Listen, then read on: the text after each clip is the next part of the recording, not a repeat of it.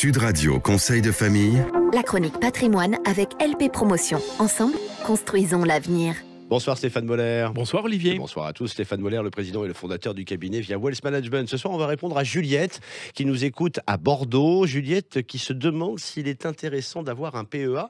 Je crois d'ailleurs qu'elle comble une lacune parce qu'on n'a encore jamais évoqué le PEA, Stéphane. Non, c'est vrai. Et à côté des contrats de capitalisation, des contrats d'assurance vie, des PERP, des Madelins, le PEA est une des nombreuses enveloppes dont nous disposons en France. En fait, le PEA permet de gérer un portefeuille de valeurs mobilières sans payer d'impôts ni sur les plus-values réalisées, ni sur les dividendes perçus. C'est pour ça qu'on qualifie le PEA d'enveloppe fiscale ? Oui, le principe de tous ces fonds d'investissement est d'encapsuler la gestion financière et de différer la fiscalité à la sortie de ces enveloppes. Dans le cas du PEA, la fiscalité de sortie reste très avantageuse. Et qui peut souscrire un PEA ? Juliette, bien sûr, mais encore. Alors, le PEA est ouvert à tous, peu importe le niveau de revenu. Mais seule une personne majeure peut ouvrir un PEA et elle doit, pour cela, être domiciliée en France. Oui, le principe, c'est un PEA par personne et un seul titulaire par compte. Exact.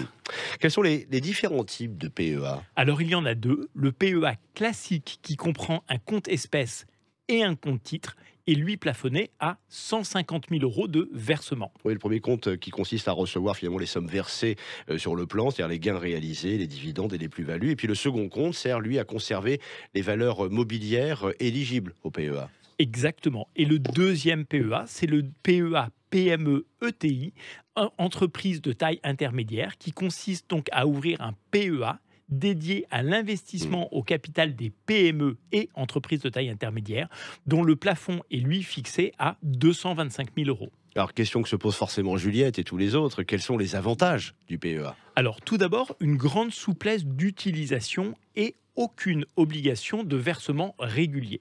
Mais le principal avantage du PEA repose évidemment sur sa fiscalité.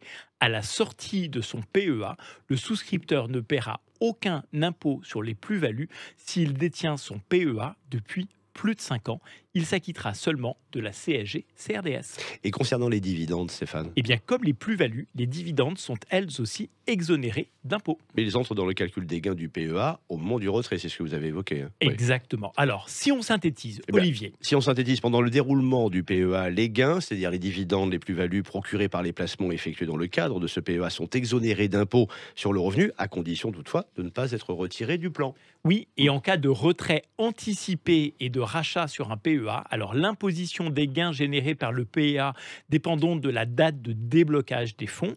En cas de retrait ou de rachat avant l'expiration de la 5e année à compter de l'ouverture du PEA, les gains réalisés sont imposés au prélèvement forfaitaire unique, également connu sous le nom de flat tax. Et en cas de retrait maintenant, de rachat ou de clôture du PEA après le délai de 5 ans, eh bien les gains réalisés sont exonérés d'impôts sur le revenu. Ils restent cependant soumis, vous l'imaginez bien, aux prélèvements sociaux au taux global de 17,2%, prélèvements sociaux, CSG, CRDS.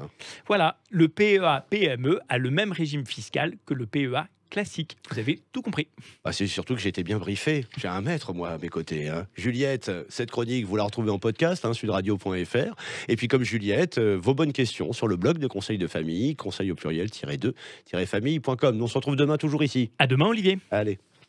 C'était Sud Radio Conseil de famille. La chronique patrimoine avec LP Promotion. Ensemble, construisons l'avenir.